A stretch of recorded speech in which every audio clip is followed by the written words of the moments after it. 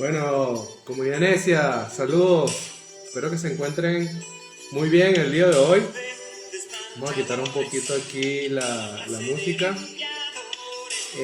Bueno, como saben, el día de hoy vamos a tener un live, bueno, que ya teníamos rato queriendo que sucediera, porque vamos a tener aquí de invitado pues a una de las personas más importantes, uno de los músicos más importantes de lo que es toda la escena venezolana.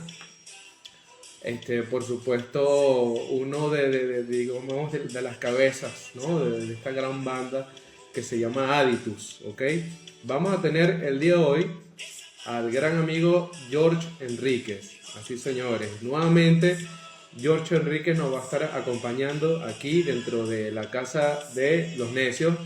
Así que bueno, de verdad que muy contentos de que se pueda dar nuevamente pues esta conversación donde podamos hablar con George en esta ocasión, donde pues nos hable un poco más pues de lo que es su experiencia, ¿no? Personal como músico, como pedagoga, etcétera, ¿no? Así que de verdad, bueno, muy contento que se realice este live.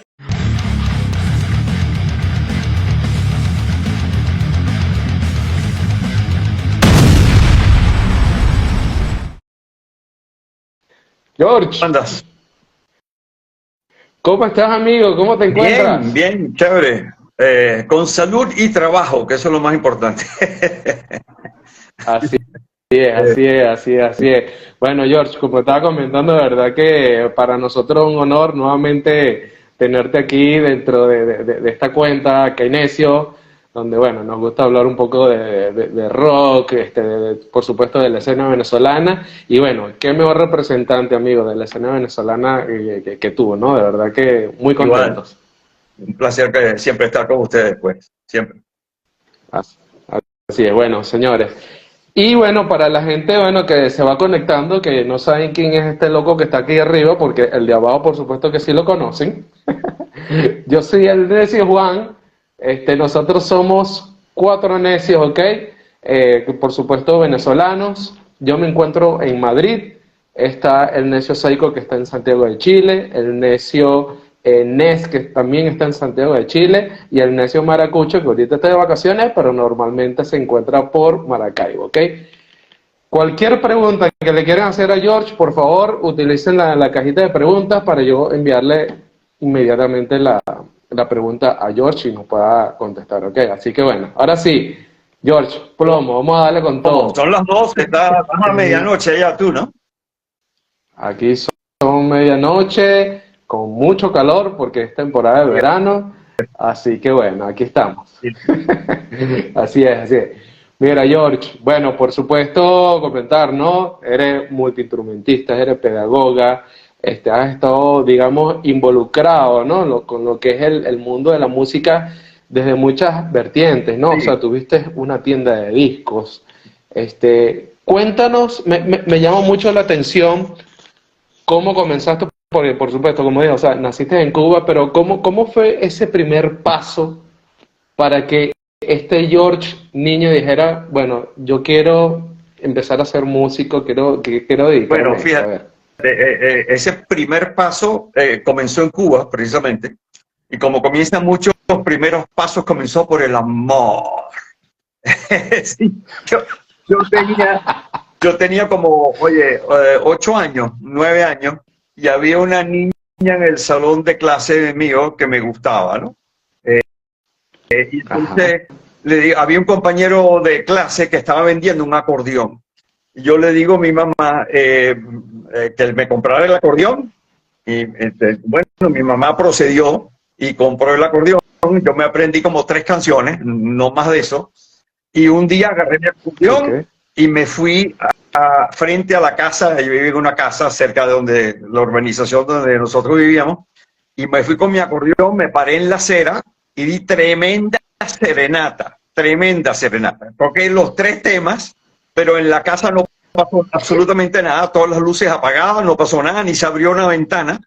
Yo dije, ok, no, creo que la parte amorosa no funcionó, pero me quedó el acordeón, me quedó el acordeón. Y entonces, bueno, Bien. seguí tocando acordeón, pero eso se vio interrumpido porque salimos de Cuba.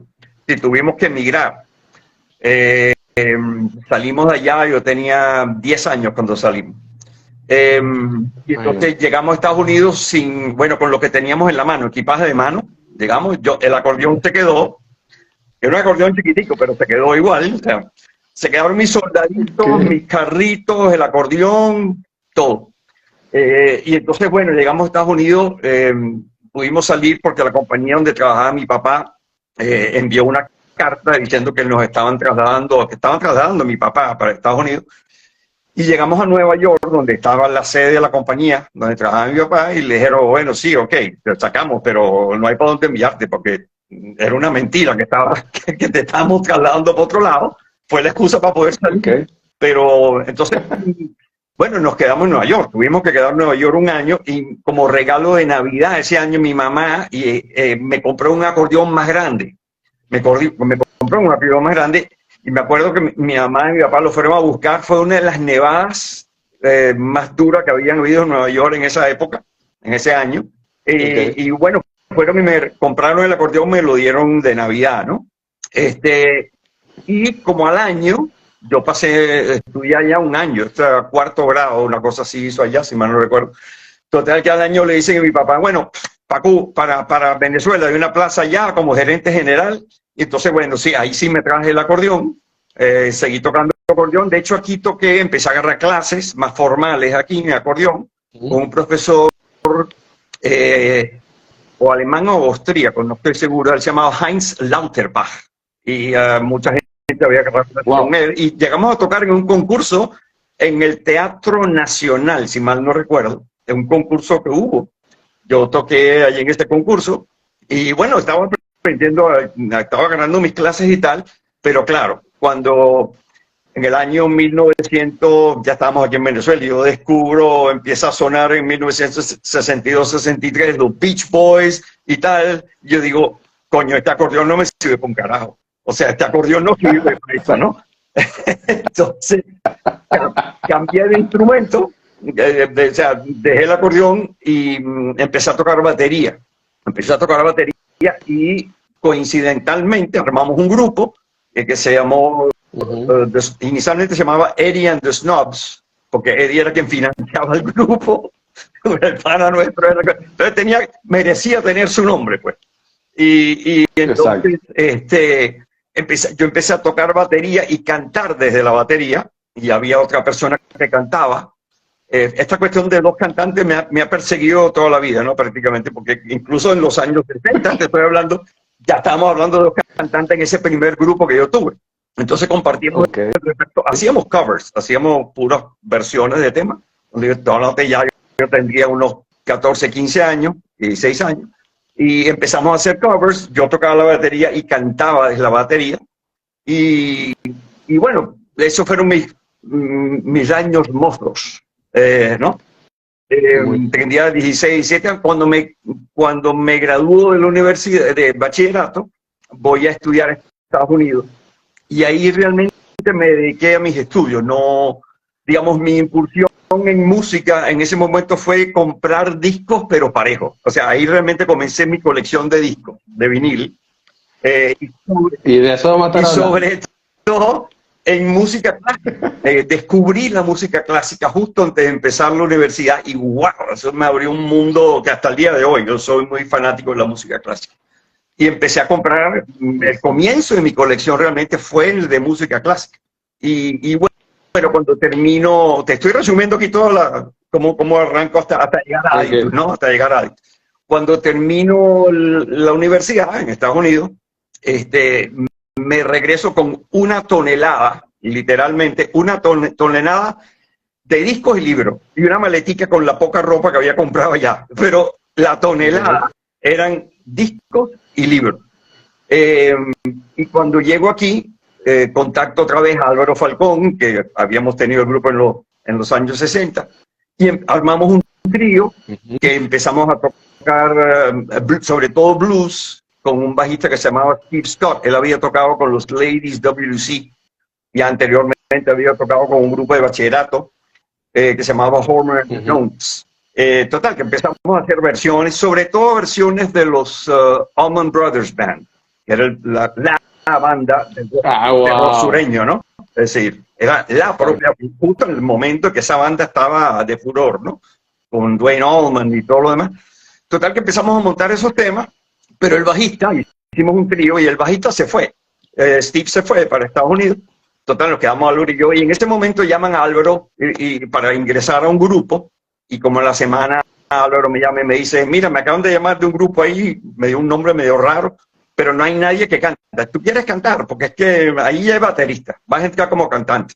Y yo le dije, bueno, sí, no estábamos haciendo nada. Y yo dije, bueno, right. Entonces preparamos una audición con la versión de Edgar Winter del tema Tobacco Road, de la versión doble en vivo Roadworks, ¿no? De su disco Roadworks, que es una pirueta, ¿no? Es calistenia, sí. O sea, es un tema de pirueta vocal, sí. Pero lo hicimos, lo montamos.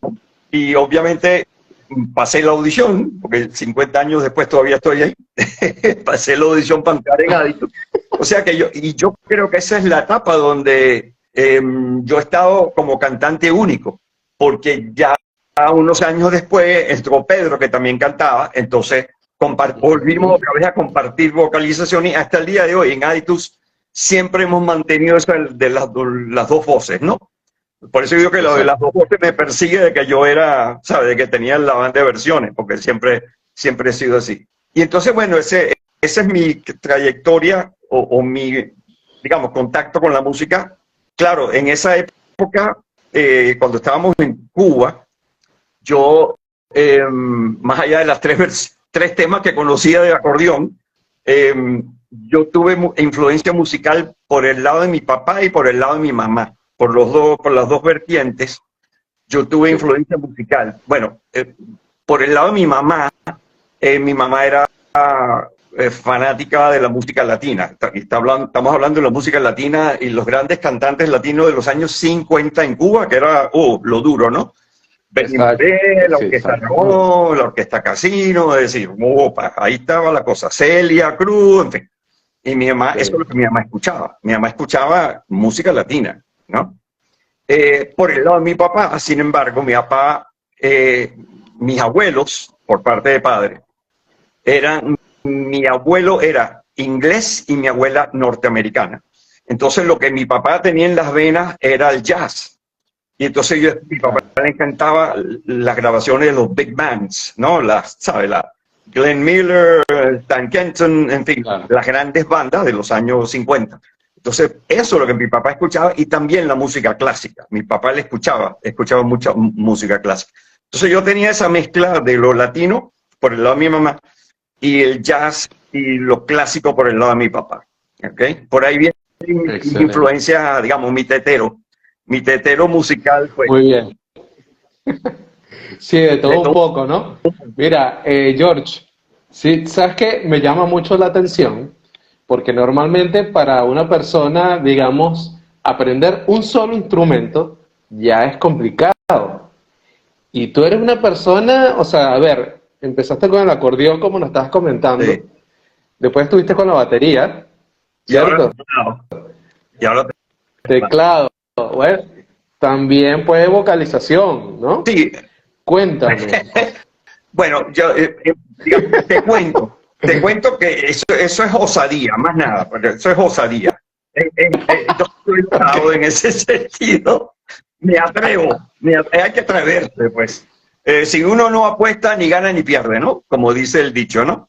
Entonces yo aposté, y no siempre ha salido, no siempre he ganado, pero por lo menos en el aspecto musical tuve suficiente tetero musical como para guiarme en lo que yo iba asumiendo, ¿no? Y yo nunca recibí clases de canto, nunca. Digamos, fue a golpe y porrazo que yo empecé a vocalizar mejor, a afinar mejor, a tener mejor rango, en fin, ¿no? Mucha gente me escucha hoy y dice, oye, tu voz no ha cambiado. Bueno, algo que ayuda es que yo no fumo y no tomo, realmente no soy tomador, bailo pegado, pero fuera del bailar pegado no tengo otros defectos. Entonces, para mantener la voz quizá un poco, digamos, que no se afecte tanto la voz, ¿no?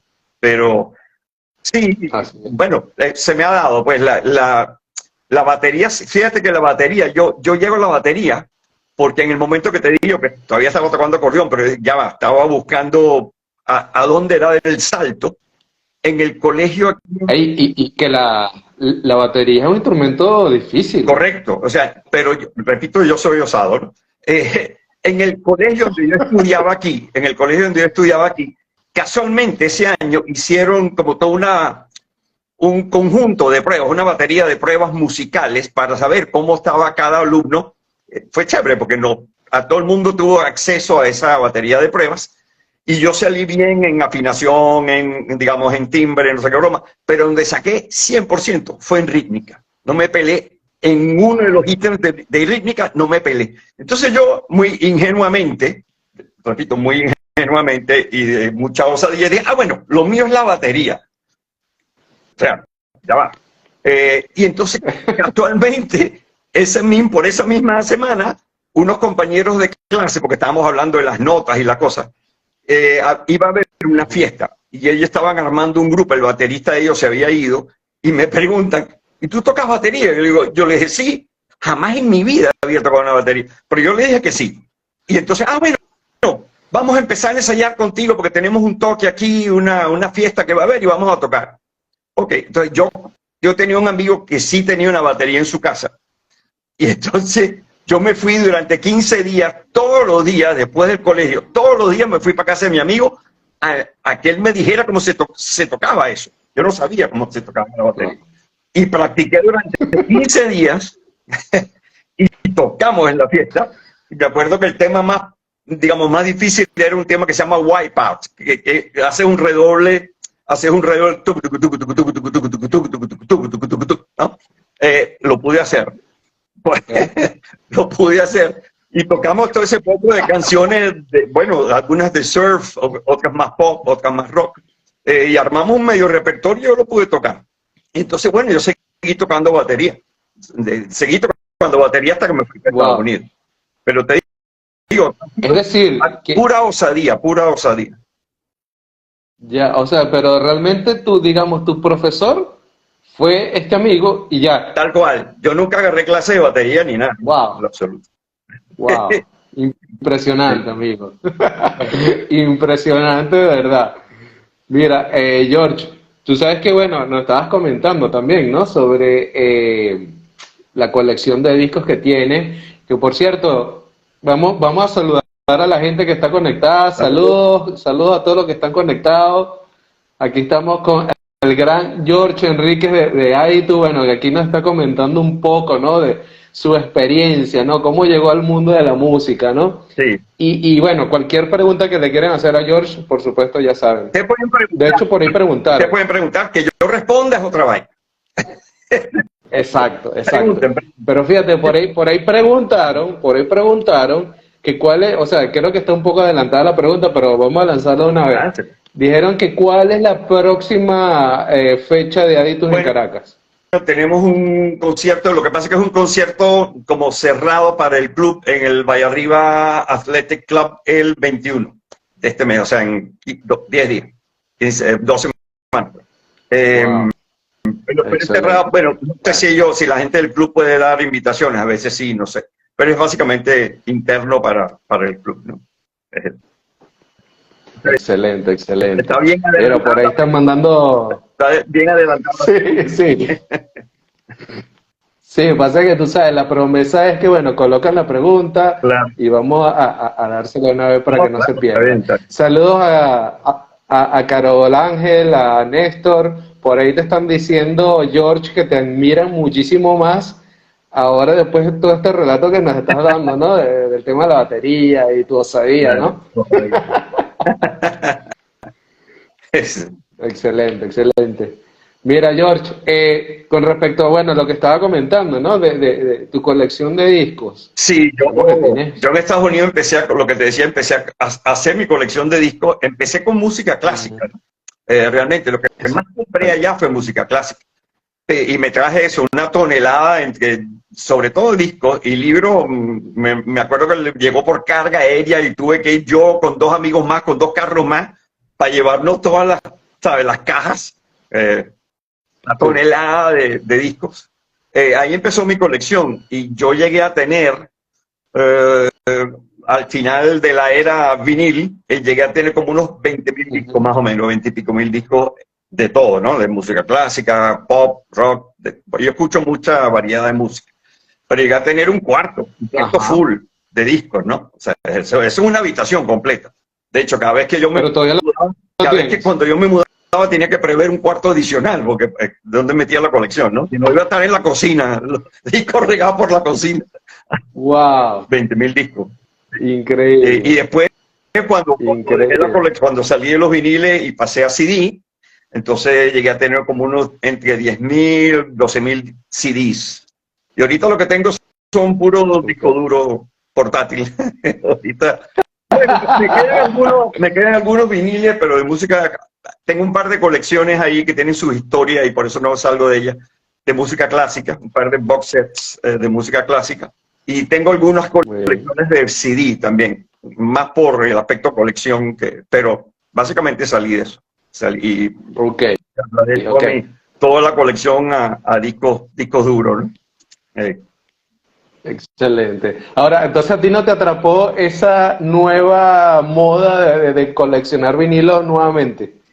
Oye, yo tuve demasiado ya, echar para atrás para empezar a volver a coleccionar, coño. No, además que en la época que yo coleccioné los viniles, no costaban lo que cuesta ahorita, cuidado. Coleccionar viniles ahorita hay que trabajar para ello, ¿no? O sea, hay que trabajar para eso, porque un vinil te sale no menos de $20 y pueden llegar a $100 y pico. Y si le sumas a eso, que tienes que, si no tienes el equipo, tienes que comprar el equipo. Y el equipo hoy en día cuesta 10 veces lo que costaba cuando... Bueno, de hecho, yo tengo dos platos aquí atrás, no sé si logras ver, tengo un plato, tengo otro plato, pero ese plato es de los años 80, que funciona perfecto, ¿no? Tengo un amplificador NAD con sus cornetas BW y tal, pero, digamos, eso lo compré en su momento, ¿no? Pero hoy en día, invertir y pretender tener una colección, cuando yo hablo de colección, no son 3 discos, porque coleccionar discos quiere decir, oye, tener, no sé, 1.000, 2.000, 3.000 discos, ¿cuánta inversión tienes que hacer hoy en día para tener eso? Digamos, el costo del disco más el costo de los equipos para poder escuchar. Entonces, no, yo no pretendo regresar al vinil. No me anoto en eso. No me anoto en eso, ¿no? Ya pasé por ahí. Excelente. Mira, que por cierto, por ahí nuestro gran amigo Rafael nos dice que tú no tenías una colección, tú tenías un museo. Más o menos. Bueno, tú sabes que mis amigos decían que yo compraba tanto disco que decidí comprar la tienda de una vez en vez de seguir comprando los discos. Exacto. Mis amigos decían eso como joder. Es decir, no, tú comprabas tanto disco que te obstinaste a comprarlo y que terminaste comprando la tienda de una vez para ya salir de eso. Y un poco... Creo que hay algo de razón detrás de esa afirmación, ¿no? Mira, por ahí te dicen, hola George, el amor de mi vida hace 15 años. Bien. No me digas el nombre. Ana Romero. Mira, George, me gustan estas conversaciones así, o sea, súper chévere, ¿no? Súper espontánea. Mira, que me llamó mucho la atención una publicación donde tú pusiste que habías encontrado una tarjeta de la discotienda que tenías, ¿no? Sí. ¿no? Me la conseguí en una gaveta, en el fondo de una gaveta. Yo pensaba que ya ni me quedaban esas tarjetas. Y la conseguí, de repente un día, no sé, estaba buscando en la gaveta y ¡uy! Apareció la tarjeta. Sí, esa experiencia, ¿sabes? De tener una tienda, la compramos porque mi mamá también, obviamente, no era yo estaba empezando a trabajar, pero puso plata mi mamá, incluso una tía mía me dio la plata y después se la devolvimos. La compramos en el 1978, hasta el 91 por allí, ¿no? O sea, estuvimos toda la década de los 80, que fue una década clave, con la tienda. Y esto fue una experiencia fabulosa, desde el punto de vista, de diferentes ángulos, ¿no? Porque, por un lado,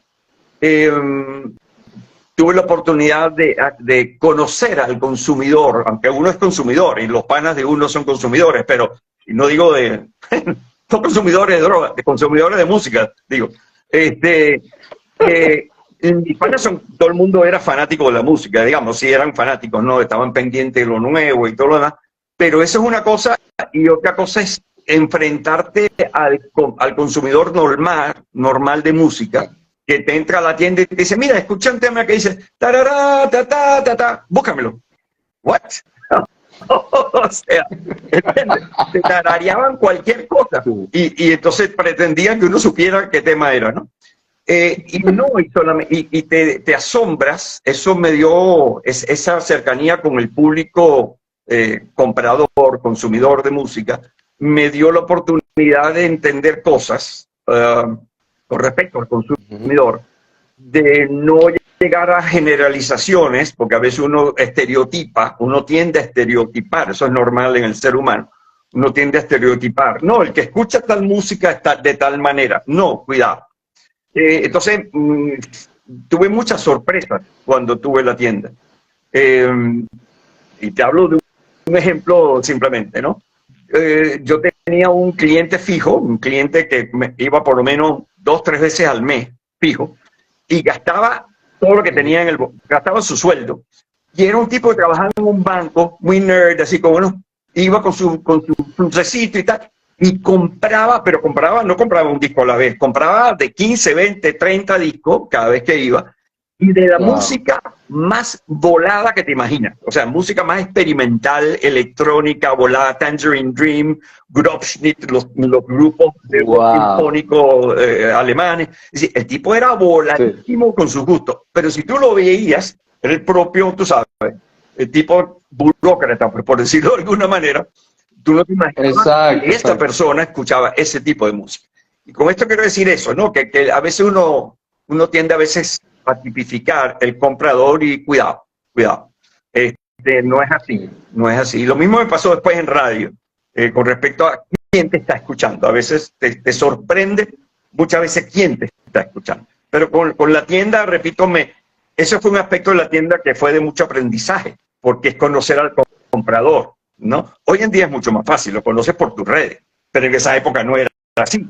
Tú no sabías quién te... ¿Sabes qué? Yo atendí a alguien que estaba comprando un disco de Attitude, a veces no sabía que era yo mismo que le estaba despachando. Te da a entender cómo era tu público y de repente empiezas a conversar y ves los gustos y qué es lo que le gusta, qué otros grupos les gusta, etcétera, ¿no?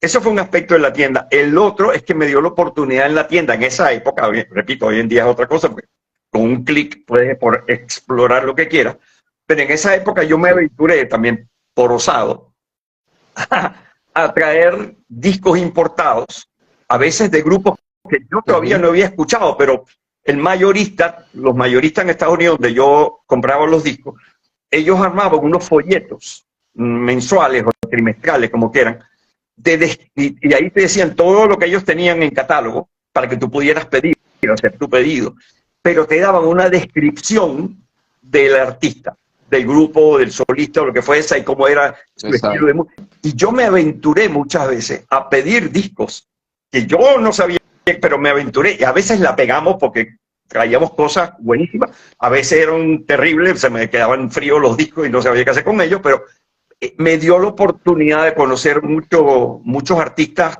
contemporáneos nuevos que estaban haciendo cosas bien interesantes y no era lo que uno, digamos, usualmente escuchaba en radio. Era explorar el mercado musical. Entonces tuve esa oportunidad también de lograr eso. Y bueno, y conocer grupos. Bueno, eso me pasó con Saga, con el grupo Saga, que el mayorista me dice, mira, te voy a enviar unos discos de un grupo ahí canadiense que nadie escucha aquí en Estados Unidos, pero quizás a ti te interese. Tal que él me envió los discos y yo tenía la costumbre de yo grababa los discos en un cassette y lo ponía a sonar ahí en la tienda, ¿no? Para ver la reacción de la gente. Y cuando vea que a la gente le empieza a interesar Saga, dije, bueno, ya va, aquí, wow. Entonces, me acuerdo que llamé al mayorista, le dije, mira, envíame, creo que ya habían sacado, creo que 3 discos para ese momento. Y le dije, mándame 50 discos de cada título, ¿no? Y el mayorista me dijo, tú estás loco, yo no te voy a enviar eso, vas a quebrar, yo no quiero que tú quiebres, no te voy a enviar nada. Coño, ya va, envíame esta broma, yo sé que yo lo puedo vender. O sea, estuve como media hora hablando con el tipo para que me vendiera lo que yo quería, ¿no? Hasta que por fin me lo Qué increíble. y entonces, claro, o sea, ahí agarró todo bueno, cuando vi que empezó a armarse la cosa, que había interés, me llamó el manager de Saga y me dijo, mira, vamos a estar en Puerto Rico, hay posibilidad de ir para allá y tocar en Caracas y tal. Entonces yo hablé con Osvaldo Yepes, que era el dueño de Radio Capital y la productora Centro Capital. Y bueno, se armó el tinglao para traer a Saga. Wow. El manager me empieza a enviar el material POP, video y tal. Y hablé con Alfredo Escalante para poner los videos en la música que salió al mundo. Por fin Osvaldo Yepes dice, sí, vamos a hacer el negocio y tal. Y bueno, Saga vino, la primera vez que vino, que se llenó el poliedro, y Osvaldo me dice, bueno, ¿qué quieres tú en compensación? Porque tú fuiste quien armaste ¿sabes? Todo este tinglado. Y yo le dije, bueno, yo quiero que Aditus abra ese concierto. Y entonces nosotros abrimos el concierto, ¿no? Pero esta oportunidad de tocar con Saga, todo eso fue por la tienda. Fue por la tienda. Sí, la tienda me puso en contacto con gente y cosas y movidas que fue bien interesante. Esa década fue de Qué interesante. mucho aprendizaje. Wow, increíble, increíble, amigo, de verdad. Mira, George, por ahí tienes dos preguntas que te colocó, ¿cómo se llama el usuario? Ya te voy a decir, Jubelitze. Tienes dos. Hola, Juve. Entonces, vamos a tratar de responderlas un poquito rápido, ¿no? Para que la gente también tenga más chance. Vale. La primera es, en esa exploración que tú has hecho de los discos, ¿te has metido dentro de lo que es la música electrónica? Sí, en esa época sí, full en esa, digamos, la Eltron, que así se llama mi tienda, una de las, digamos, de los géneros donde yo quise diferenciarme y traer cosas que los demás no traían, fue en la música electrónica. Entonces empecé a traer cosas de Tangerine Dream, de Klaus Schulze, de, bueno, toda la onda de música electrónica alemana, y eso, las demás tiendas no se especializaban en eso. O sea, yo dije que yo me iba a especializar en eso y en otros géneros. Traían rock progresivo alemán como Eloy, Grobschnitt, en fin, habían otros grupos. Entonces sí, exploré full. De hecho, yo tengo discos y colecciones de CD, que todavía no lo he salido de ellas, de Tangerine Dream, por ejemplo. Sí. Respuesta Excelente, excelente. Y sí, no, buenísimo, porque aquí te están colocando otras preguntas. Mira, y la otra pregunta que te hizo Jubelitze es que si hay otro instrumento que tengas así como pendiente así de tocar. Tú sabes que me gustaría tocar, lo que pasa es que no lo voy a hacer, pero tú sabes porque es un sonido que me encanta, el cello, el violonchelo. Ajá. Me parece que es un instrumento mágico. A mí me encanta el violonchelo y cuando oigo canciones que tienen arreglos de chelos, wow, me atrapan. Entonces ese sería un instrumento que me encantaría tocar. No lo voy a hacer, porque no, a estas alturas no creo, pero me gusta mucho. Hay muchos temas que tienen buenos arreglos y sobre todo de chelos, de cuerdas que me atrapan, pues, y me gustaría. Excelente, excelente. Bueno, mucha gente por aquí uniéndose. Gracias a todos por estar aquí y acompañándonos dentro de esta conversación necia que tenemos con el gran George Enríquez, ¿verdad? De la gran banda Aditus. Mira, también te están preguntando si en ese concierto que hicieron con Saga, o sea, todavía Aditus estaba en fase progresiva, Sí. o ya habían hecho el cambio de No, sonido. estábamos en transición. A ver, veníamos, digamos, estábamos en ese momento, ya habíamos sacado el tercer disco, Fuera de la Ley, que es un disco igual como de transición, y estábamos ensayando temas, estábamos empezando, de hecho en ese concierto tocamos temas para el disco Posición Adelantada, que es el cuarto disco. Así, ya estábamos preproduciendo el cuarto disco, y como cosa curiosa, bueno, primero yo tengo la grabación de todo el concierto, tengo la sacada de consola, porque la gente de Audiorama, que era la gente que hizo el sonido, me facilitaron unos cassettes con la grabación del sonido sacado de consola que se escucha perfecto. Entonces yo tengo ese concierto de Saga, no me pidan que les pase copias, no puede pasar. porque no quiero tener problemas con Saga. Y también tengo todo el sonido de lo que hizo Aditus. Y allí hay una versión, nosotros tocamos en ese concierto una versión de Guardia de Frontera. Y la versión que tocamos allí, el coro es totalmente diferente a lo que terminó siendo el coro en el disco como tal, que salió unos meses después. O sea que allí experimentamos tocando temas que estábamos todavía trabajando en ese concierto de Saga. Pero ya estábamos empezando a hacer la transición hacia temas como más cantados, menos instrumentales y más cantados, ¿no? Sí. Excelente, excelente. Mira, y por aquí se unió también la gente, tu gente de Audioplays, que es la gente de tus clases. ¿Ah? Está bien. Saludos por estar aquí uniéndose a este live.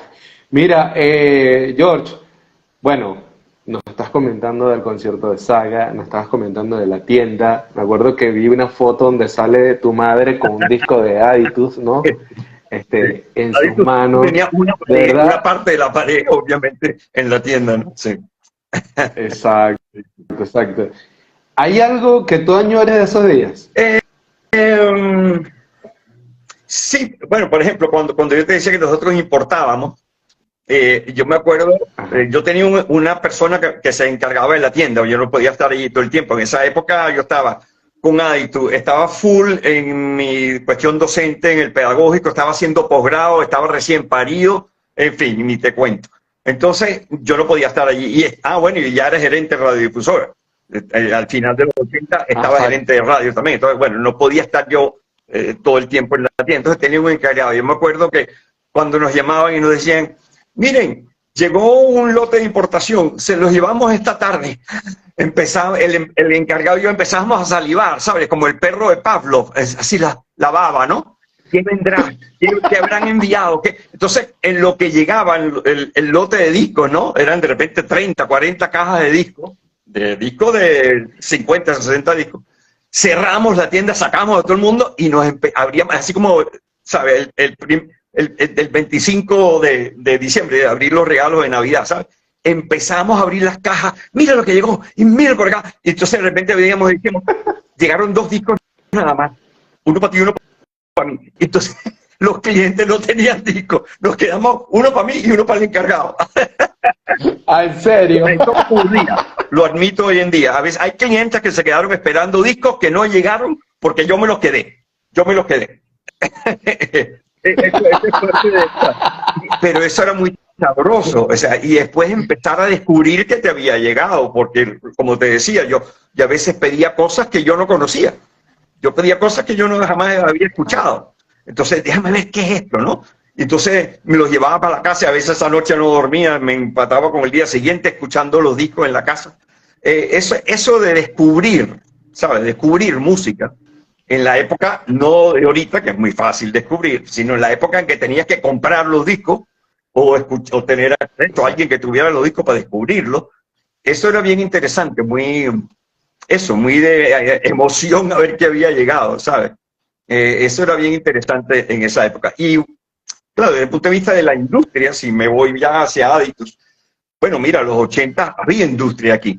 La industria estaba parada, estaba con pie sólido, estaban las 2 grandes compañías disqueras sonográficas, Sonorben, había un sopotoscientas disqueras más pequeñas que funcionaban muy bien y tenían acceso a la radio y sonaban sus temas y todo lo demás. Es decir, había toda una industria pujante, ¿no? De hecho, muchos artistas venían aquí a grabar, artistas de afuera. Entonces, esto era un sabroso de esa época, digamos, de los 80, comenzando los 90, fue muy interesante. Y si le metemos el ingrediente de un venue, de una locación en Caracas que fue emblemática, que es Mata de Coco, le añades a todo esto, claro, Mata de Coco, o sea, ¿entiendes? Tenías toda una movida súper interesante. Además que el dueño de la radio, donde yo era gerente de Radiodifusora Venezuela, era uno de los socios de Mata de Coco.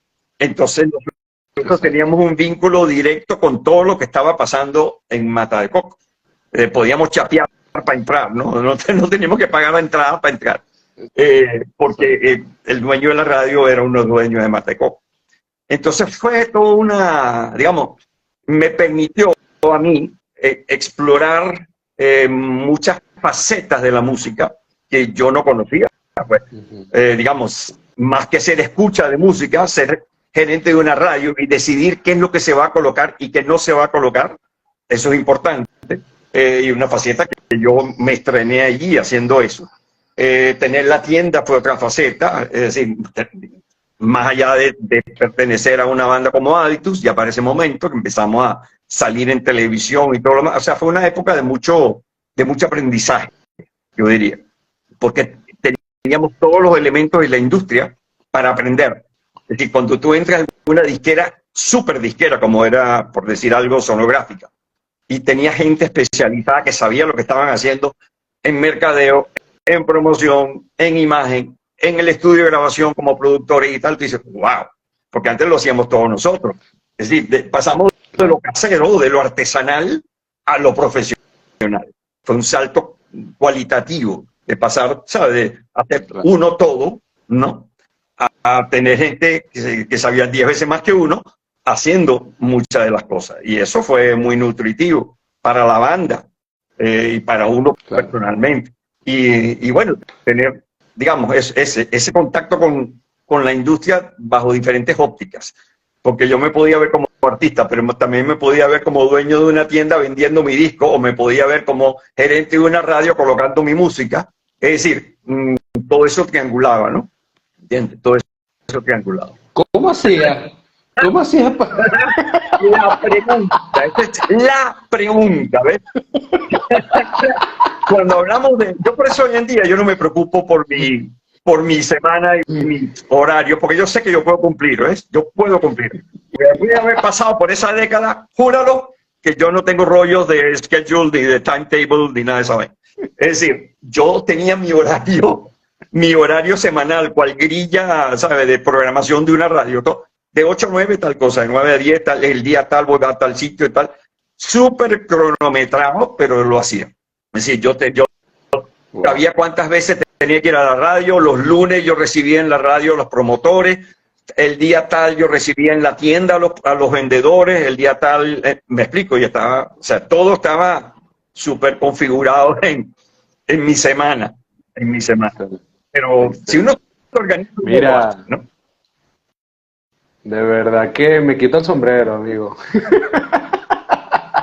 Si yo me vuelvo loco nada más con tener esta cuenta más mi trabajo, y yo digo, no puedo. Bueno, lo que pasa es que tener una cuenta no es fácil. No, yo sé lo que es el tiempo que quita esto. Cuidado, yo sé lo que quita mantener una cuenta. Bueno. Mira, por cierto, saludos a nuestra amiga Marbella Guinam, que por ahí dijo que eres una maravilla de invitado. Gracias. Saludos también a nuestra amiga Marglis Roja también, que siempre normalmente nos acompaña. Gracias a todos, ¿verdad?, por estar aquí acompañándonos en este live.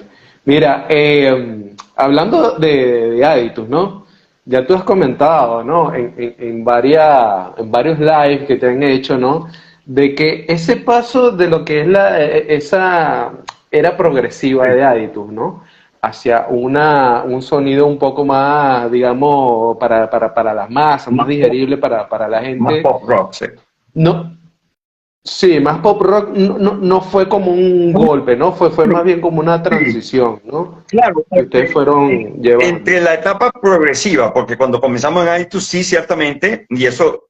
Digamos, cuando uno hace música y empieza a componer, tú de alguna manera compones usualmente en función de lo que escuchas, ¿no? De lo que estás escuchando, de lo que estás comiendo en el momento, ¿no?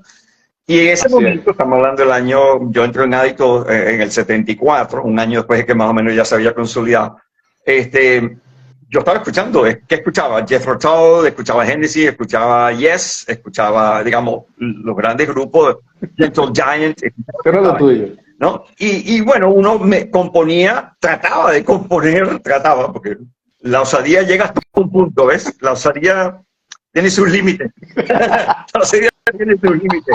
Pero uno trataba de componer cosas en esa onda, ¿no? Y de hecho el primer disco de Aditus, que por cierto lo están reeditando, lo acaban de reeditar en Francia una disquera, es una disquera que se especializa en música progresiva.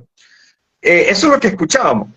Pero ya hacia el final de los años 70, yo empecé a escuchar más que el rock progresivo, que igual seguía escuchando, pero me abrí hacia el jazz rock. Es decir, cuando hablo de jazz rock empecé a escuchar la orquesta Mahavishnu, Weather Report, Chick Corea, Herbie Hancock, es decir, esa onda de la fusión que viene de Miles Davis, de Bitches Brew y toda esa onda, empecé a escuchar más eso.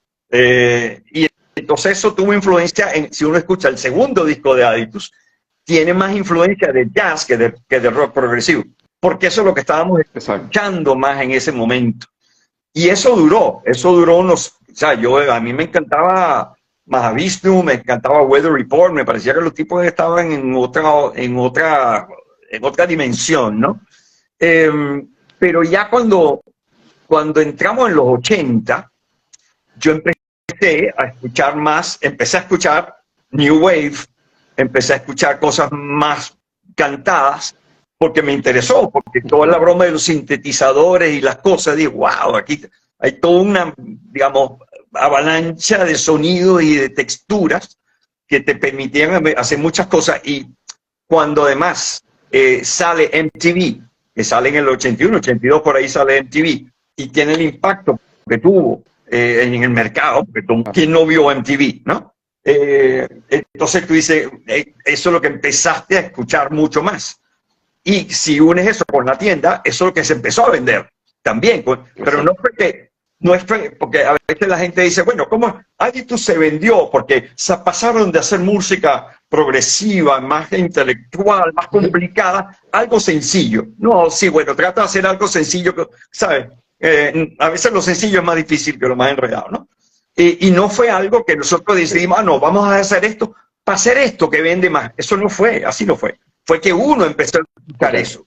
Y como empezamos a escuchar este tipo de música, pero se reflejó en lo que estábamos componiendo, necesariamente. Empezamos a tratar de componer cosas parecidas a las que estábamos escuchando en ese momento.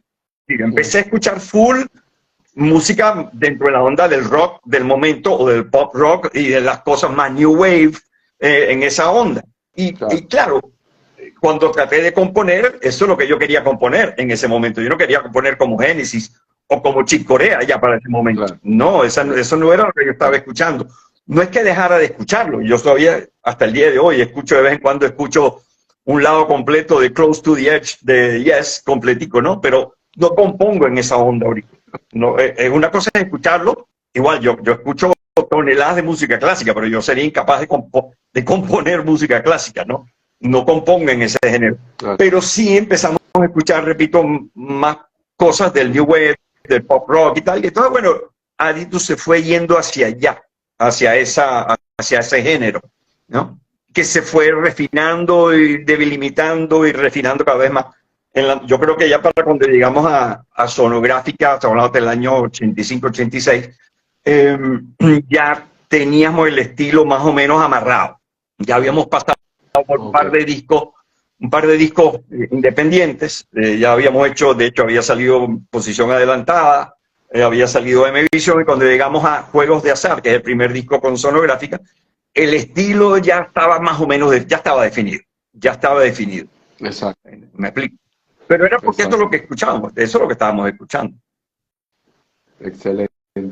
Mira, me da mucha gracia porque hay uno de los necios que es un amante de verdad que del rock progresivo, metal, o sea, todo lo que sea progresivo, y te escucha hablar y todo es wow, increíble, brutal, ¿no? Porque te escucha nombrar a las bandas y bueno, está aquí extasiado con todo lo que estás comentando.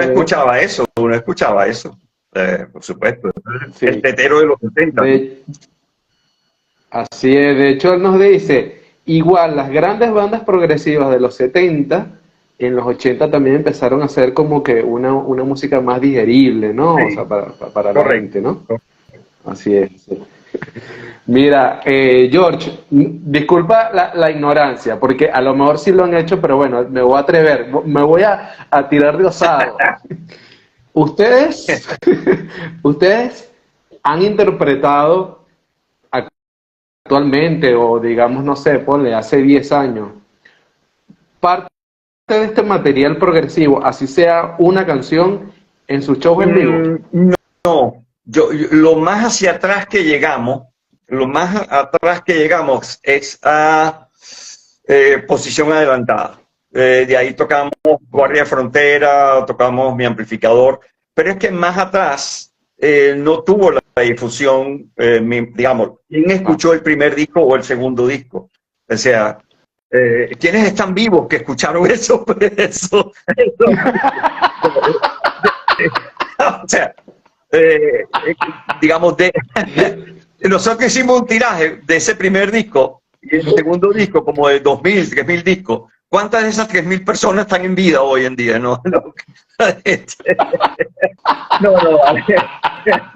hablando en serio, es decir, si el disco no tuvo tanta difusión y nadie lo conoció, sino el fanático, pues digamos, un concierto donde te va a ir gente de tu edad, que jamás escuchó esos discos ni supo que existieron, no tiene mucho sentido en un show tocar música que nadie conoce. Eso es lo más anti-show posible. A no ser que estés haciendo un showcase de un disco nuevo, eso es otra cosa.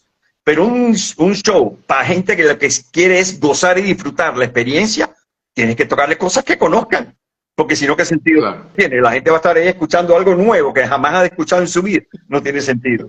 No tiene sentido. Entonces, no, nosotros vamos para atrás. Nosotros vamos para atrás, pero con cautela, cuando armamos el esqueleto de los shows, ¿no? Hasta un punto, pero no vamos más atrás porque son temas que no sonaron. No, la mayoría de la gente ni supo que esos discos habían salido en algunos casos, ¿no? Mira, fíjate aquí, bueno, el Necionés, ¿no? Que él está enfocado con el tema progresivo. Él dice, se quedó pegado, en caso que usted... quedó pegado ahí. Sí, fíjate, porque creo que también estabas hablando, ¿no? De hacer relanzamiento de discos. Si ustedes hicieran el relanzamiento de uno de estos discos y ese relanzamiento tuviera una buena acogida, ¿ustedes tocarían los temas? Ah, bueno, claro. Sí, fíjate, ahorita, como te decía, el primer disco, que es quizás el más progresivo, que se llama A Través de la Ventana, se hizo ya, porque ya se está vendiendo. Una edición en Francia. Exacto. Se hizo una edición en vinil y en CD, ¿ok? En Francia, pero para un público, es para un nicho, es para un público muy cerrado de oyentes que son fanáticos, digamos, de ese tipo de música. Y no solamente de ese tipo de música, porque a veces tú puedes conseguir fanáticos de ese género, pero que lo que escuchan son las bandas ya conocidas anglosajonas. Es decir, Yes, me explico, Genesis y tal. ¿Quién le interesa a un grupo de rock progresivo? ¿De dónde? ¿De dónde? Venezuela. Where's that? ¿Dónde queda esa vaina? Es decir, me explico, es decir, no todo el mundo le va a interesar. Ahora, tú me dices, no, mira, el disco lo escuchó la gente de Universal o de Sony o de Warner y les interesó el disco y van a hacer una edición súper y te van a dar un contrato por tantos millones y vamos a poner a sonar ese disco. Ah, yo lo toco para atrás y para adelante en un concierto. Pero si ese no es el caso, no tiene sentido. No tiene sentido. Claro. Vale, muy bien. Excelente, George. Aquí está aclarando, muy bien. No insistan. No, que cuidado, puede haber algún fanático, puede haber un fanático que de los que no han fallecido, que todavía quisiera escuchar eso en vivo, ¿no? Cuidado, yo no quito eso. Claro. Pero ese es una persona de, no sé, 1.000 personas que hay en un show, ¿no? No puedes tomar la decisión por una persona no se puede tomar la decisión. Claro. Así es. Mira, saludo a nuestra amiga Yanis también, que la veo que por estar aquí riéndose y saludando. Gracias, amigo, por estar acompañándonos. Mira, George, esta es una pregunta ya un poco más, digamos, personal. Puede ser capciosa. Pero vamos a decirlo un poco más personal porque me interesa saber qué era lo que pasaba por la mente de George, qué sentía George. El momento en que Pedro les dice que va a salir de la banda, ¿no? Bueno, fíjate. tuviste que tomar, No, fíjate, pero fíjate, tú tuviste que tomar un liderazgo claro. importante ahí. Fíjate, dos cosas ahí, ¿no? O bueno, una cosa, Pedro no fue quien dijo que se iba a la banda. Yo le dije que se fuera a la banda.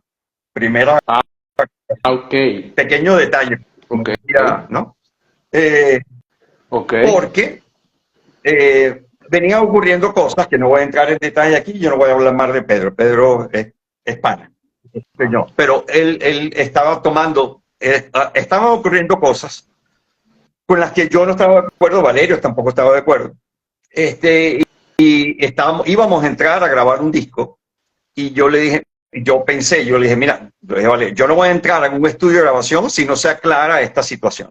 Y entonces yo le hice una pregunta a Pedro que él tenía que tomar una decisión. Yo le dije, si ocurre esto, es esto, si ocurre esto, es esto. Y él dijo, bueno, no, yo ya te quiero montar mi proyecto como solista y tal. Y yo, bueno, entonces la decisión es esta. Ya te llegó. Es decir, la decisión fue así. Venían ocurriendo cosas, yo no voy a estar hablando de los detalles, pero, digamos, fue una coyuntura en que él tuvo, me acuerdo que fue un domingo en la tarde en donde ensayamos, y le dije, está pasando esto, no estamos de acuerdo con esto, hay que tomar una decisión. O estás acá, o estás dentro, o estás fuera. Si estás dentro, es bajo estas condiciones. Si no es estas condiciones, estás fuera. No, entonces, bueno, estaba fuera. Y así fue. Okay. Y aquí fue. Okay. Y bueno, mira. ¿Cómo tú asumiste personalmente, pues, esa... Porque, no sé, o sea, tenían ustedes una carga vocal ahí importante, ¿no? Que sí, tuviste que asumir tú solo. Sí, claro. ¿No? Justo los conciertos que siguieron empecé a asumir yo, digamos, la totalidad de las canciones. Que repito, yo siempre he trabajado con dos, siempre en todos mis grupos he tenido dos vocalistas, pero lo asumí. Y después llamamos a Manel Muñoz como bajista y a Pablo Hernández en guitarra.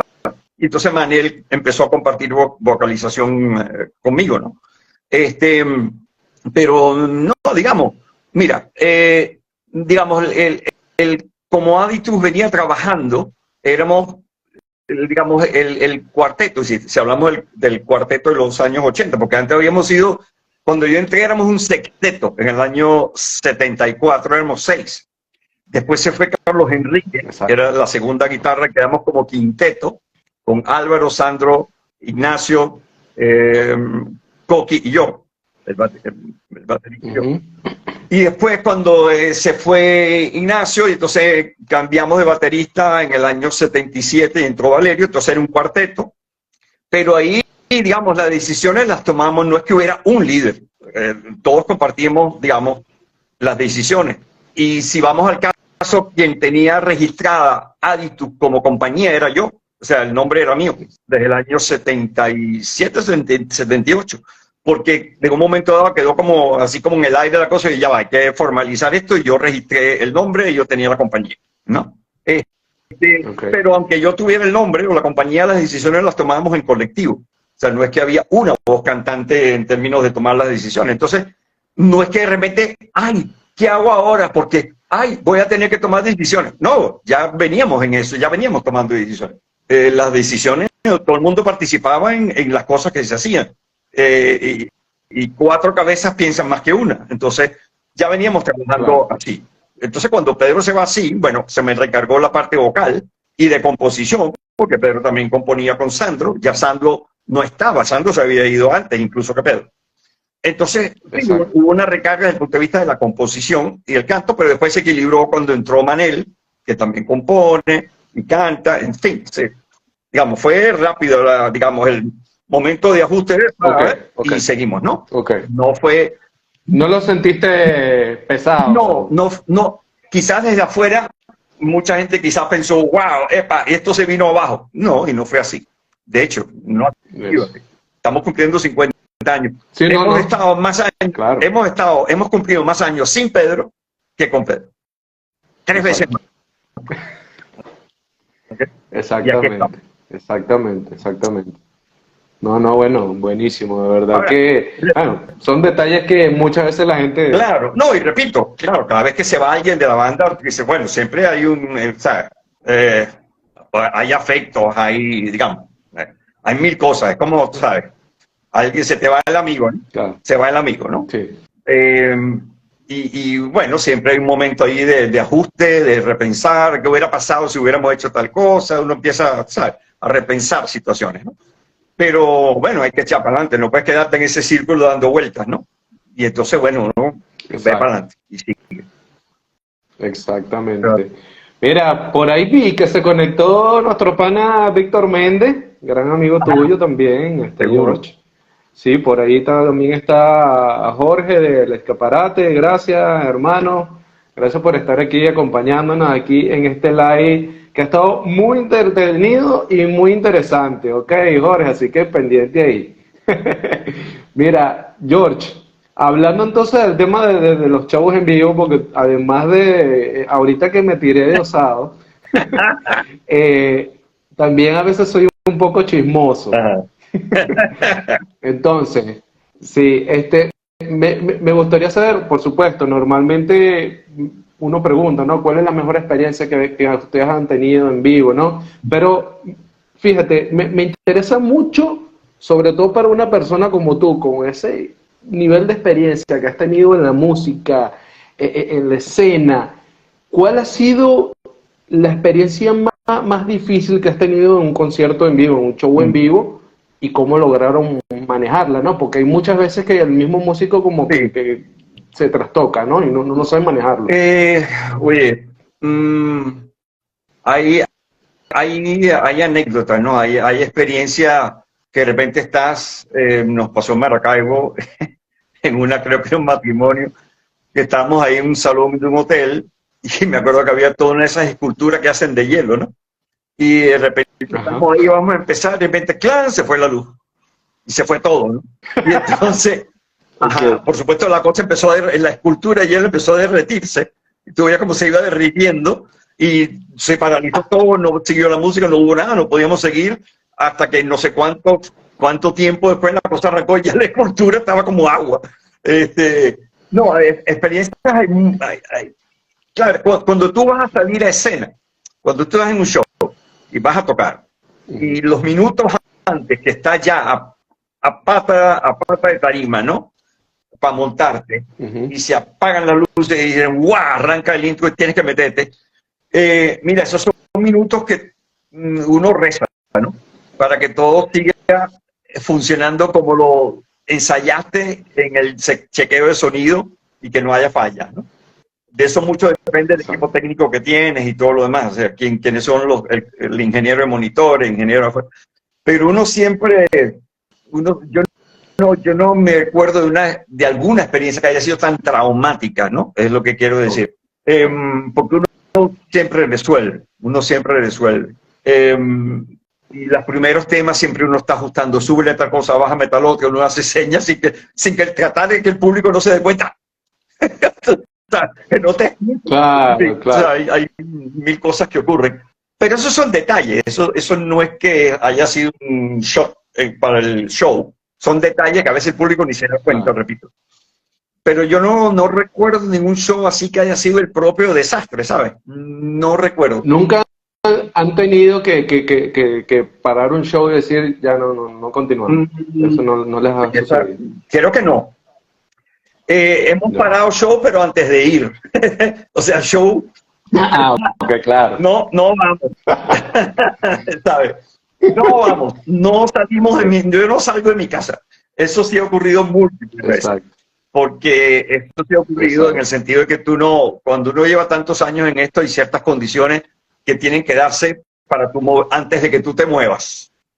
Claro, yo tenía 20 años, no habían pagado nada y nos montamos todos los instrumentos en una camioneta y nos íbamos a tocar a veces de gratis. Pero ya yo no tengo 20 años y entonces la cosa no funciona así, ¿no? Entonces hay como ciertos criterios que tienen que estar, ciertas condiciones para tú moverte, en términos de pago, en términos de que allá esté el hotel reservado, ya tengamos la confirmación de la reservación, que tengas el backline que necesitas allá, que ya los directores técnicos se hayan puesto de acuerdo. Es decir, hay una serie, o sea, movilizarte para un concierto no es solamente montarse en el carro y ir, ¿no? Es decir, hay una serie de condiciones que tienen que estar allí para tú moverte. Y sigue ocurriendo, o sea, a veces hay empresarios muy novatos, muy nuevos, que no saben los intrínculos y los detalles, entonces se lanzan a hacer cosas que está a veces más allá de sus capacidades y bueno, tienes que decir, epa, yo no me monto aquí, ¿no? Hay que echar para atrás. Exacto. Hay que echar para atrás. Una de las cosas, yo le digo a mis alumnos que una de las cosas más difíciles para un artista es aprender a decir no. Porque los músicos son muy putos. Todo el mundo quiere tocar en todos lados. No importa qué, no importa qué condición, no importa, vamos. Entonces no, la cosa no puede ser así, ¿sabes? La cosa no puede ser así. Claro. Tú tienes que aprender a decir no, porque a veces uno gana más no participando que participando, ¿no? Y esto lo aprendimos mucho tiempo atrás nosotros, que empezamos a diferenciarnos a veces un poco de algunos grupos y conciertos y festivales que decíamos, oye, nuestro público no va a ir para allá. El que nos va a ver allá no es nuestro público. Decíamos, no vamos a ir. Y los empresarios se ponían, digamos, se enfadaban con nosotros. ¿Por qué no vienen? Claro. Y nosotros, no, vale, no nos conviene ir. No nos conviene ir. Entonces, eso es una de las cosas más difíciles para un artista. Decidir no hacer la cosa, no ir a un programa, no tener una entrevista, no participar en un concierto, no coparticipar en una grabación. Son decisiones difíciles, porque la tendencia del artista es tocar, cantar. Es decir, yo quiero estar allí, yo quiero estar. Y es difícil concientizar ese aspecto, ¿no? Que ganas más a veces no participando que participando. Eso no es fácil. Exactamente. Bueno. Excelente, menos mal que George sí dijo sí para estar aquí en Necio. Mira, George, ¿sabes qué? Otro punto que me llama mucho la atención es que Aditus se ha caracterizado, bueno, por supuesto, tienen letras donde hablan de amor, temas aplican comedia, pero también ustedes se han caracterizado mucho por el tema de la crítica social, Sí. ¿no? Cuéntanos, o sea, ¿cómo tú ves la actualidad de las bandas con respecto a ese tema, a esa temática, ¿no? De la crítica social. ¿Tú sientes que hay falta algo o sientes que se ha tomado de la manera correcta? No, bueno, ¿Lo ves bien? Sí, lo que tú dices es cierto. Nosotros hemos tenido esas tres vertientes. Es decir, temas que tienen que ver con cuestiones del amor, temas que tienen que ver con el humor, o a veces mezclado con el amor y el humor. Y temas que tienen que ver con la cuestión crítica social o a veces política, sí, pero situación, digamos, del contexto. Yo creo que dentro de toda la movida actual hay grupos que sí están haciendo algo de crítica a veces solapada, pero está allí, está allí. De hecho, Gregorio Montiel sacó un tema, o sea, un libro ahorita, ¿no? Que tiene que ver un poco con ese aspecto de la crítica social. Yo siento que todavía eso está allí, ¿no? ¿Qué tanto se difunde? Es otra cosa. Es decir, que tanta gente está informada de esto es otra cosa.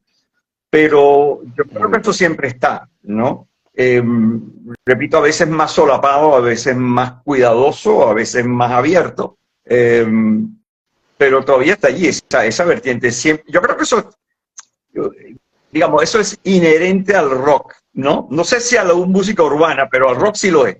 Creo que la música urbana, la temática es diferente. Creo que no se preocupa mucho por la cosa social, pero se preocupa por otras cosas, pero no por la cuestión social. Entonces, pero el rock sí, el rock desde su nacimiento, todo lo que es el rock fue una cuestión muy contestataria por su propio nacimiento. El rock fue muy, estoy hablando de los años 50, muy anti-establishment, ¿no? O sea, fue muy anti lo establecido, ¿no? Y fue muy de crítica y de marcar la distancia con respecto a la generación de los adultos, y aquí estamos nosotros los jóvenes y decimos lo que queremos decir y todo lo demás. Y empezaron a criticar, y una de las, digamos, de las manifestaciones o géneros que llevó esto al extremo fue el punk, ¿no? Es decir, digamos, en el final de los 70, el punk criticaba todo, ¿no? Vamos contra todo, ¿no? Y entonces, bueno, en el rock, el que esté haciendo rock, y eso ha ocurrido en Latinoamérica en diferentes momentos, en Argentina, cuando la época de Videla, digamos, los grupos argentinos, cuidado, sacaron unas cosas bien heavy, ¿no? había que leer entre líneas, había que leer entre líneas porque si no lo ponían preso, pero decían las cosas, ¿no? Decían las cosas. Y aquí hay grupos, digamos, claro, yo los he escuchado en performance aquí en un local y tal, quizás no tienen ni grabaciones, pero están diciendo cosas, ¿no? Vale. Yo creo que estas temáticas están en la mesa, pues, y, digamos, ya es cuestión de cada grupo y cada agrupación ver si se van por esa corriente o dicen algo, no tienen que casarse con esa corriente, porque puedes mezclar, poco como hemos hecho nosotros, puedes mezclar los temas de amor con los temas sociales, el humor o lo que sea, ¿no? Pero yo creo que esas temáticas siempre están, yo no creo que desaparecen, y no en un contexto, no en un contexto en el que estamos, ¿no? Excelente, excelente, George. De verdad que, bueno, de verdad que mucha gente le interesa ese tipo de opiniones, ¿no? Que de personalidades como tú, ¿no? Sobre su pensamiento, ¿no? Sobre ciertos detalles que están sobre la escena, pues, musical venezolana. Y de verdad que, bueno, que estés aquí, pues, dándonos tus opiniones, de verdad que es importante para los que están conectados, para nosotros y, bueno, para los que en un futuro van a estar viendo este live.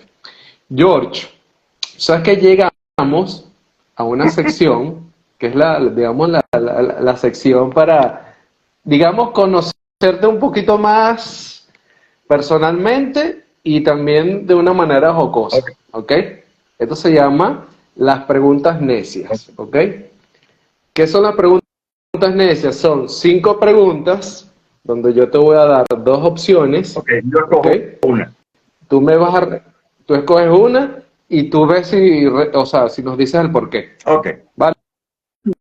Ok, listo. Entonces, vámonos de una vez con las preguntas necias para el gran George Enríquez, de aquí de ahí tú. A ver, la primera, vamos a ver si está sencilla. ¿Chick Corea o Rolling Stones? No, papá, Rolling Stones, eso no tiene, no, que va. No. No. Ok, muy bien. Con todo el respeto y el gusto que le tengo a Chick Corea, pero no, Rolling Stones es Rolling Stones.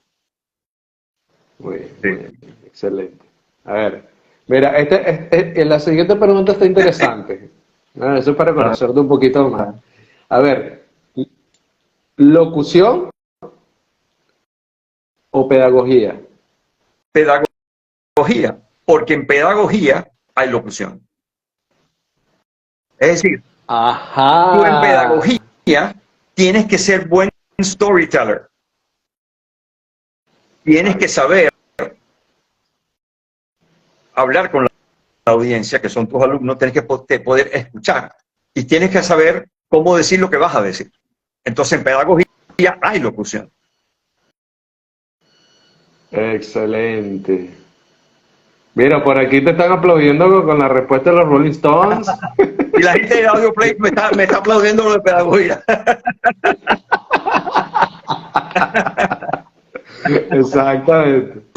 Mira, a ver, vamos a ver si te ponemos, no sé si sea sencilla para ti, a ver, ¿congri o pabellón criollo? Congri, te corrijo, no se dice congri, el acento está en la I. Ajá, congri, Eso. es congri, ¿verdad? No, congri, no, es que ya va.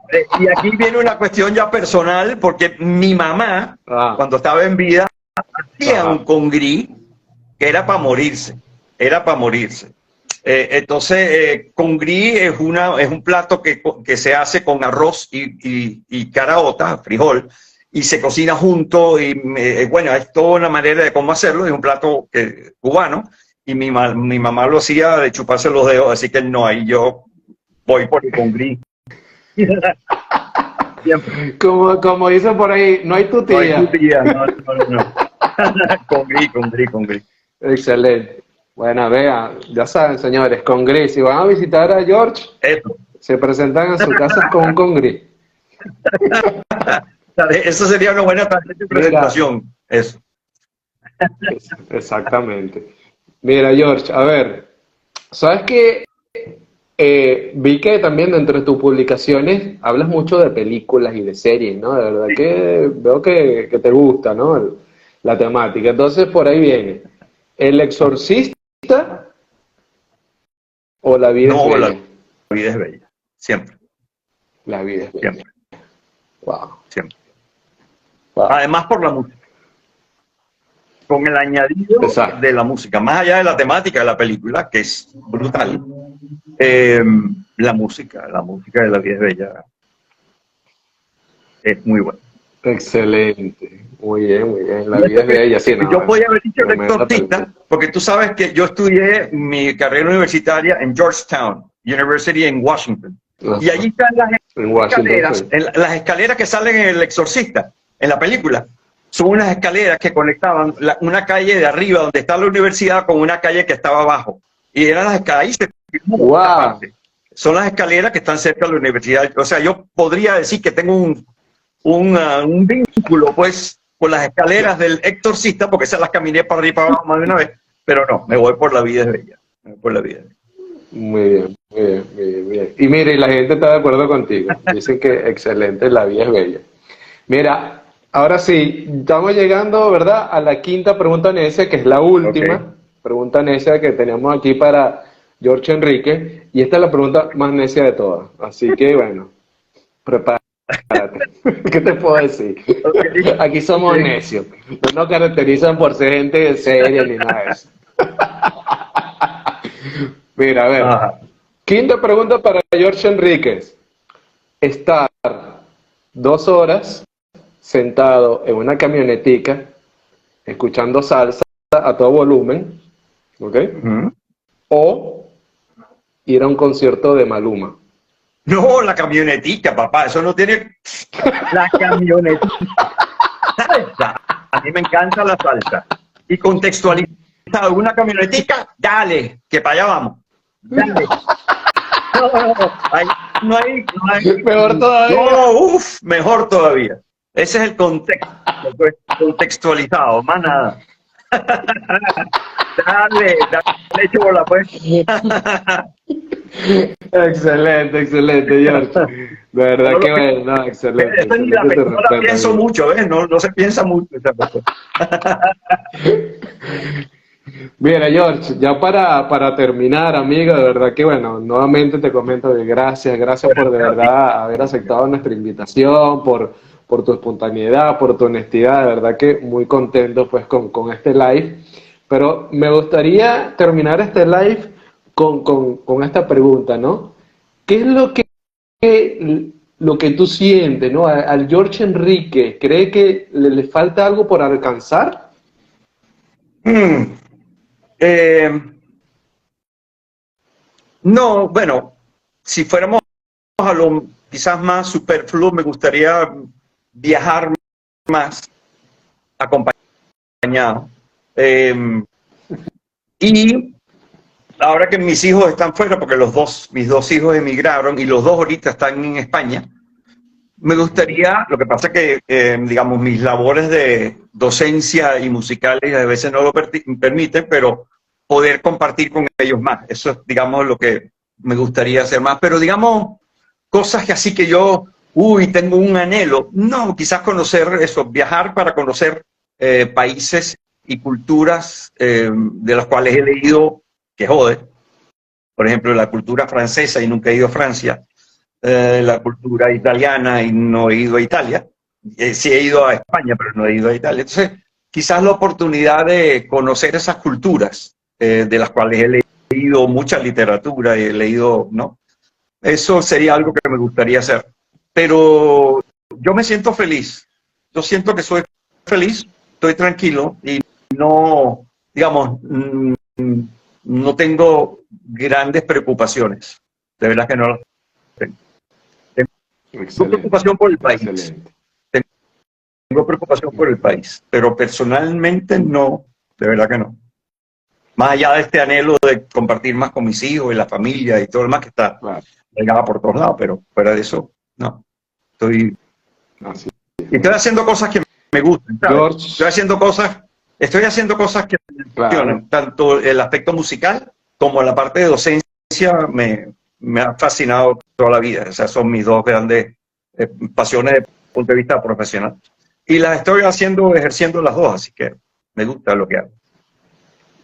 Te llenan, así que de verdad que mientras uno tenga algo que te levante en las mañanas y te llene. Es así. Malo sería que uno se levantara y diga, ay, ¿qué voy a hacer hoy? No, no, eso es malo. Definitivamente.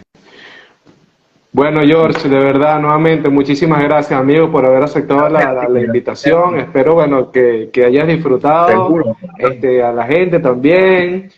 No sé si quieres dar alguna información de Aditus, no sé si vayas a sacar algo solitario. Ya para el último semestre de este año, ya de hecho está listo, hay un tema nuevo que se llama Son 50, ¿verdad? Hablando de los 50 años. Y la letra tiene que ver con los nombres de los discos y canciones, ¿no? Ese tema ya está listo el videoclip y lo vamos a lanzar ahora para septiembre, pensando ya en el último trimestre, y hay unos conciertos emblemáticos para final de año también que estamos cocinando. Y bueno, Aditus siempre está tocando por ahí, en cosas privadas a veces, cosas públicas, en fin. Pero han sido 50 años ininterrumpidos, aunque a veces uno ha tenido, hay momentos que hemos tenido, incluso cuando estaba, me acuerdo que cuando estaba, te oía Pedro, tuvimos como 6 meses que no tocamos, y entonces Pedro, vamos a salir de esto ya, paremos la banda, y yo le decía, hay que seguir tocando, hay que seguir ensayando, y seguíamos ensayando, y terminó el año, y en enero nos ofrecieron una gira, una de las mejores giras que tuvimos en nuestra historia, y estábamos listos porque estábamos ensayando. O sea, uno tiene que estar listo. Claro. Pues si tú no estás listo, eso se lo van a ofrecer a otro. Entonces uno tiene que estar Exactamente. listo. Entonces, no. Mira, Dime. Excelente, excelente. Por ahí nos están comentando de que exactamente, George también nos va a estar acompañando dentro de un live donde vamos a estar hablando de uno de los grandes discos de Enanitos Verdes. Este miércoles vamos a hablar del disco Big Bang de los Enanitos, que tenía el tema boliviano. Vamos a estar hablando de ese disco. Sí, sí. Así es, así que pendiente, mi gente, George Enrique se apodera de la cuenta esta semana.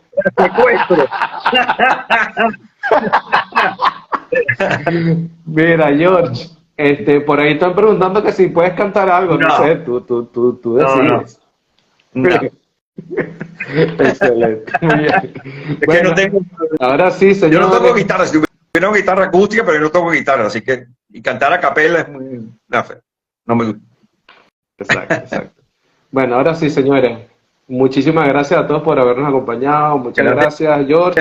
Y bueno, nada, nos vemos el miércoles. El miércoles, eso es. Gracias por la entrevista. Cuídense mucho. Gracias. Chao. Nos vemos. Chao.